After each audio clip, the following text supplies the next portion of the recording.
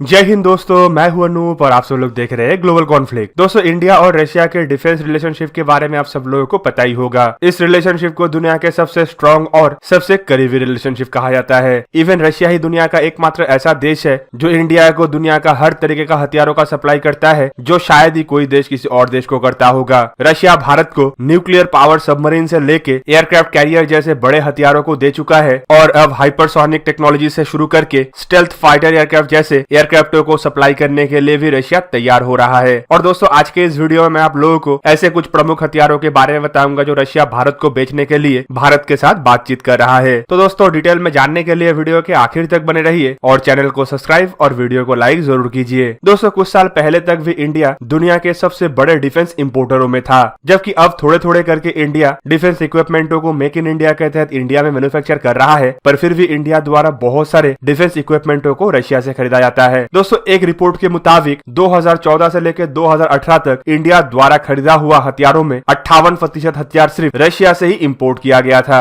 जबकि उसी रिपोर्ट में यह भी खुलासा किया गया है कि इंडिया और रशिया के बीच में फिलहाल कुछ डीलों को लेकर बातचीत चल रहा है, जिसका लागत $12 बिलियन के आसपास है। और ऐसा भी बहुत सारे डील है जिसे लेके रशिया भारत को ऑफर तो कर रहा है, लेकिन भारत की तरफ से अभी तक उसे लेके कोई पुख्ता जानकारी नहीं दिया गया। दोस्तों, इन डीलों में सबसे पहले नाम आता है कामोव KA-2260 हेलीकॉप्टर का। दोस्तों, 2015 में प्रेसिडेंट व्लादिमीर पुतिन के रिक्वेस्ट पे प्राइम मिनिस्टर नरेंद्र मोदी द्वारा 200 कामोव हेलीकॉप्टर को खरीदने के लिए परमिशन दिया गया था। और दोस्तों, ये 200 हेलीकॉप्टर का लागत करीबन $2 बिलियन के आसपास है। इस डील के तहत 200 में से 140 हेलीकॉप्टरों को हिंदुस्तान एरोनॉटिक्स लिमिटेड द्वारा भारत में ही निर्माण किया जाएगा, जबकि 60 हेलीकॉप्टरों को रशिया से डायरेक्टली परचेज किया जाएगा। दोस्तों, इस डील को हाथ में रखते हुए आर्मी और एयरफोर्स के जरूरतों के बाद नेवी के जरूरतों को पूरा करने के लिए रशियन हेलीकॉप्टर मैन्युफैक्चरर की तरफ से इंडियन नेवी के 111 यूटिलिटी हेलीकॉप्टर के लिए भी कामोव हेलीकॉप्टर का पेशकश किया गया है। और माना जा रहा है कि रशिया की तरफ से इसका भी प्राइस टैग करीबन $1 बिलियन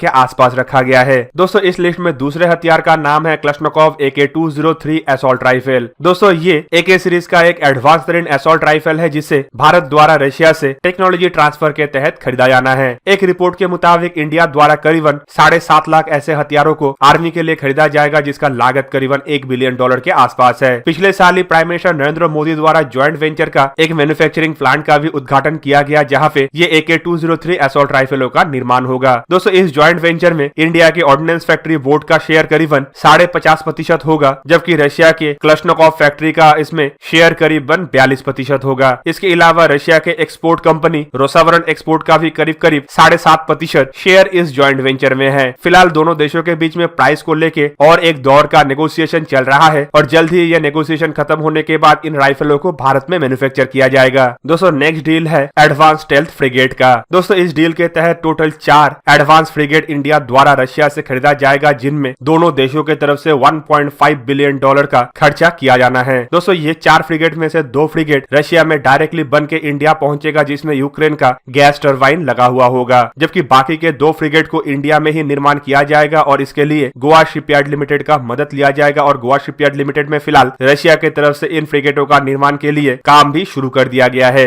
दोस्तों, ये एक इंडिया और रशिया के बीच में बहुत बड़ा डील है, या फिर आप लोग इसे एक इंडिया के टेक्नोलॉजिकल एडवांटेज के लिए रशिया की तरफ से किया गया एक बहुत बड़ा मदद भी कह सकते हैं। इवन इसे दूसरे तरफ अगर देखें तो इंडिया की तरफ से रशिया को किया गया मदद भी कहा जा सकता है, क्योंकि यूक्रेन के साथ मुश्किलें आने के बाद रशिया का एक बहुत बड़ा बजट इन जहाजों के लिए यूक्रेन के साथ फंसा हुआ था। इंडिया द्वारा मदद करते हुए यूक्रेन और रशिया को दोनों को मनवा के इन जहाजों को अपने लिए खरीदा गया, जबकि इंडिया के पास ऑलरेडी इसी क्लास के बराबर के 6 जहाज ऑपरेशनल है। दोस्तों, नेक्स्ट इंडिया और रशिया डील है ब्रह्मोस मिसाइल को लेके। आप सब लोगों को ऑलरेडी पता ही होगा कि ब्रह्मोस मिसाइल तो इंडिया और रशिया द्वारा ज्वाइंटली बनाया हुआ है और ये इंडिया के आर्म फोर्सेस में ऑलरेडी ऑपरेशनल है। तो फिर रशिया के साथ इंडिया का ब्रह्मोस मिसाइल को लेके और क्या डील होगा। दोस्तों, रशिया और इंडिया ज्वाइंटली ब्रह्मोस मिसाइल को बनाया है, इसलिए इस मिसाइल के ऊपर अधिकार दोनों देशों का ही है। और अब दोनों देश मिलकर प्लान कर रहा है कि इंडियन नेवी के फ्यूचर डिस्ट्रॉयर और फ्रिगेट में इन मिसाइलों को लगाया जाए। इवन जो स्टेल्थ फ्रिगेट रशिया से इंडिया परचेस कर रहा है, उनमें भी ये ब्रह्मोस मिसाइलों को लगाया जाना है।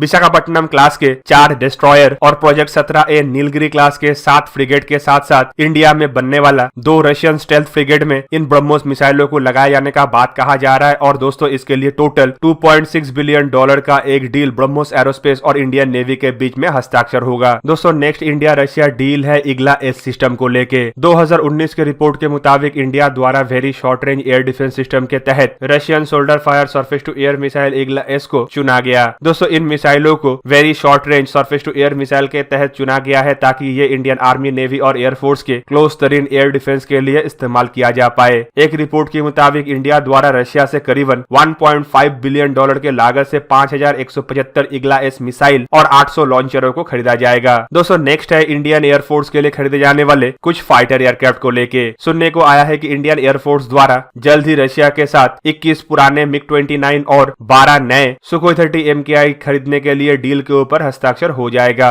दोस्तों इसका घोषणा तो कुछ महीने पहले ही कर दिया गया था जब इंडिया और चाइना का टेंशन जस्ट शुरू हुआ था। दोस्तों डील के तहत रशिया में बना हुआ कुछ अनयूज्ड MiG-29 को पूरी अपग्रेड करके नया MiG-29 बना के इंडियन एयरफोर्स को दिया जाएगा, जबकि इंडियन एयरफोर्स के क्रैश हुए सुखोई 30 MKI को रिप्लेस करने के लिए रशिया से 12 सुखोई 30 MKI के किट खरीदा जाएगा, जिसे भारत में नासिक स्थित प्लांट में ही निर्माण किया जाएगा। दोस्तों ये डील के ऊपर जल्दी हस्ताक्षर हो जाएगा और माना जा रहा है कि यह हस्ताक्षर प्राइम मिनिस्टर नरेंद्र मोदी और प्रेसिडेंट व्लादिमीर पुतिन के नेक्स्ट मीटिंग के दरमियान हो सकता है। दोस्तों नेक्स्ट जो सबसे बड़ा डील है वो है प्रोजेक्ट 75I सबमरीन का डील। दोस्तों ये डील को हासिल करने के लिए खाली रशिया की तरफ से प्रयास नहीं किया जा रहा है, बल्कि दुनिया का लगभग हर वो देश इस डील को हासिल करना चाहता है जो सबमरीनों का निर्माण करता है। प्रोजेक्ट 75I के तहत इंडियन नेवी के लिए 6 आधुनिक स्टेल्थ सबमरीनों को खरीदा जाएगा, जिनमें एयर इंडिपेंडेंट प्रोपल्सन सिस्टम और क्रूज मिसाइल लगा हुआ हो। दोस्तों इन सबमरीनों में ब्रह्मोस मिसाइल को भी लगाया जाना है, इसलिए रशियन सबमरीनों को ही अब तक सबसे सुइटेबल माना जा रहा है। पर रशिया को इस डील को हासिल करने के लिए अभी भी इंडिया को बहुत कुछ ऑफर करना बाकी है, क्योंकि ऑलरेडी इंडिया प्रोजेक्ट 75 के तहत फ्रांस के सबमरीनों को खरीद चुका है, जिसका निर्माण भारत में ही हो रहा है, इसलिए फ्रांस भी इस दौर में कहीं पे पीछे नहीं है। दोस्तों ये एक मल्टी बिलियन डॉलर डील है, क्योंकि इसका लागत करीब 7 बिलियन डॉलर के आसपास होगा, जबकि खाली ये एक सिंगल डील नहीं बल्कि इसके तहत इंडियन नेवी को कुछ हथियार और कुछ अन्य इक्विपमेंट भी मिलेगा, जिसका इस्तेमाल इन सबमरीनों में ही किया जाएगा। दोस्तों इसके बाद जो सबसे बड़ा मल्टी बिलियन डॉलर का डील या फिर इस सदी का सबसे बड़ा डील है वो है इंडियन एयरफोर्स का 114 फाइटर एयरक्राफ्ट का डील। दोस्तों इस डील को भी रशिया पाने के लिए भरपूर प्रयास कर रहा है, जिसे हम medium multi role fighter aircraft tender 2.0 के नाम से भी जानते हैं। रशिया इस डील को पाने के लिए सबसे पहले अपना MiG-35 मीडियम वेट फाइटर का ऑफर किया था, जबकि अब सुनने को यह भी आ रहा है कि रशिया की तरफ से सुखोई 35 जैसे हैवी वेट फाइटर का भी ऑफर इंडियन एयरफोर्स को किया गया है। दोस्तों इस डील को हासिल करने के लिए रशिया के अलावा अमेरिका, फ्रांस, यूरोप के देश भी भरपूर प्रयास कर रहा है, पर डील उसे ही मिलेगा जो इंडिया को सबसे बेहतरीन फाइटर एयरक्राफ्ट के साथ साथ सबसे बेहतरीन ऑफर भी पेश करेगा। डील के तहत मेक इन इंडिया में इन फाइटर एयरक्राफ्टों को इंडिया में ही टेक्नोलॉजी ट्रांसफर के तहत बनाना है, जबकि इसका लागत को लेके भी अभी कहा जा रहा है कि कम से कम 15 बिलियन डॉलर का तो ये लागत में आएगा।